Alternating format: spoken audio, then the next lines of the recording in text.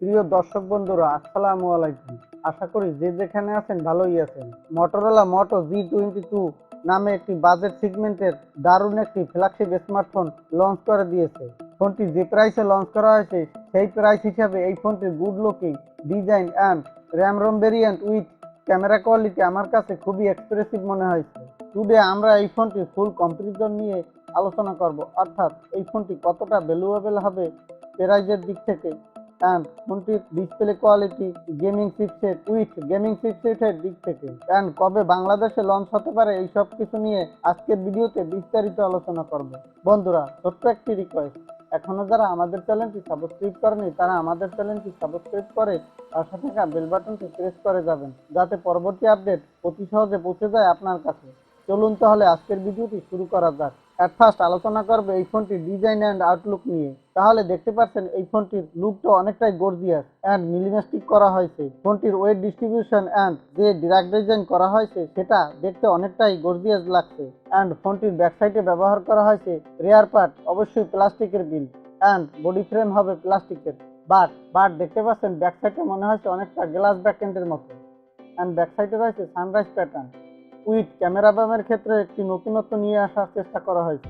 আমার কাছে মনে হয় এই ফোনটির ডিজাইনটি অনেকটা ইউনিক করা হয়েছে, যা বাজেট অনুপাতে আমার কাছে এই ফোনটি অনেকটা ইমপ্রেসিভ মনে হয়েছে। ফোনটির নিচের দিকে থাকতে যাচ্ছে ইউএসবি টাইপ সি পোর্ট, পাশেই থাকছে সাউন্ড স্পিকার। এই ফোনটির সাউন্ড স্পিকার থেকে neat and clean smooth music পাওয়া যাবে। দেখতে পাচ্ছেন ফোনটিতে হাই সিকিউরিটির জন্য ব্যবহার করা হয়েছে সাইড মাউন্টেন ফিঙ্গারপ্রিন্ট সেন্সর। এবার আসা যাক এই ফোনটির ডিসপ্লে সেকশনের দিকে। এই ফোনটিতে ব্যবহার করা হয়েছে একটি আইপিএস এলসিডি প্যানেল, যেটি 90 হার্টজের রিফ্রেশ রেট। এখানে ব্যবহার করা হয়েছে 6.5 ইঞ্চি মাপের এলসিডি প্যানেল, যার রেজুলেশন হবে 720x1600 pixel, and pixel density হবে 268 পিপিআই।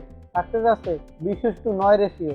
আমার কাছে এই ফোনটি ডিসপ্লে কোয়ালিটি বাজেট অনুপাতে বেশ চমৎকারই মনে হয়েছে, যেহেতু এখানে থাকতে যাচ্ছে 90 হার্টজের refresh rate with multitask feature, যার ফলে একই সাথে অনেকগুলো অ্যাপ অ্যাক্টিভ রাখতে পারবেন এবং স্মুথলি পারফরমেন্স পেয়ে যাবে।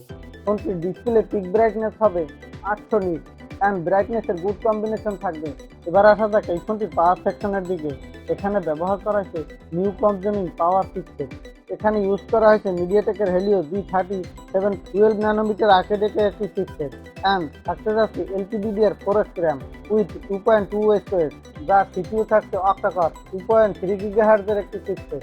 এখানে জিপিইউ হিসেবে ব্যবহার করা হয়েছে পাওয়ার VR GE8330, যার ফলে এখানে আপনি অনায়াসে স্মুথলি প্লে করতে পারবেন বড় বড় হাই সেটিংসের গেম ও সফটওয়্যার। এখানে আপনি PUBG, free fire, call of duty, কল9-এর মতো বড় বড় গেম ও সফটওয়্যার অনায়াসে স্মুথলি প্লে করতে পারবেন। আমার কাছে মনে হয় এই ফোনটি বাজেট অনুপাতে অনেকটাই বেটার পারফরমেন্স দিয়ে থাকবে। ফোনটির ইনবিল্ট ফিচার অনেকটাই চমৎকার থাকবে, যেহেতু এখানে ব্যবহার করা হয়েছে out of the box Android 12। ফোনটিতে থাকতে যাচ্ছে ডুয়েল সিম কার্ড স্লট, পাশে থাকছে এসডি কার্ড ডেডিকেটেড স্লট। ফোনটি পাওয়া যাবে একটি র্যাম রোম ভ্যারিয়েন্টে, 64GB র্যাম রোম ভ্যারিয়েন্টে। এই ফোনটিতে ব্যবহার করা হয়েছে অটো আপডোর নব ডিসপ্লে। ব্যাক সাইডে থাকতে যাচ্ছে কোয়াড ক্যামেরা সেটআপ, যার প্রাইমারি লেন্স হচ্ছে 50 মেগাপিক্সেল। এরপর রয়েছে 8 মেগাপিক্সেলের আলট্রা ওয়াইড অ্যাঙ্গেল লেন্স, 2 মেগাপিক্সেলের ম্যাক্রো ও 2 মেগাপিক্সেলের ডেপথ সেন্সর।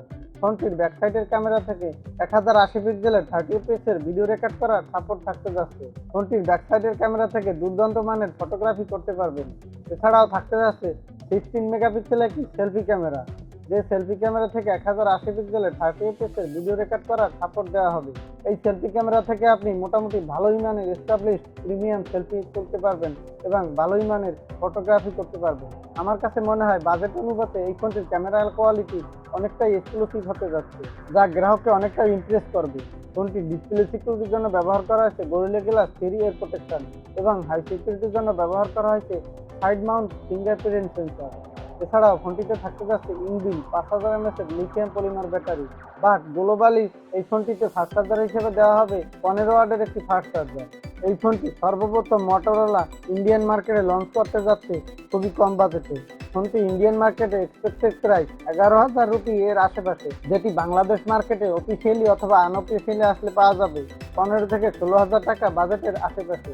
বন্ধুরা, যারা একটি ভালো দুর্দান্ত মানের gaming chipset and big display with big battery সাথে ভালো একটি ডিজাইন ও আউটলুকের ফোন চাচ্ছেন, তাদের জন্য এই ফোনটি একটি খুবই চমৎকার এক্সক্লুসিভ ফোন হতে যাচ্ছে। যারা মিডিয়াটেকের হেলিও G35 প্রসেসরের ফোন ব্যবহার করেছেন, এই ফোনটির প্রসেসরটির পারফরমেন্স তার থেকে একটু বেটার পাওয়া যাবে বলে আশা করা যাচ্ছে। বন্ধুরা, এই ছিল আজকের ভিডিও। আজকের ভিডিওটি যদি ভালো লাগে লাইক দিন এবং আজকের এই ফোনটি কেমন হয়েছে তা মতামত দিবেন আশা করি।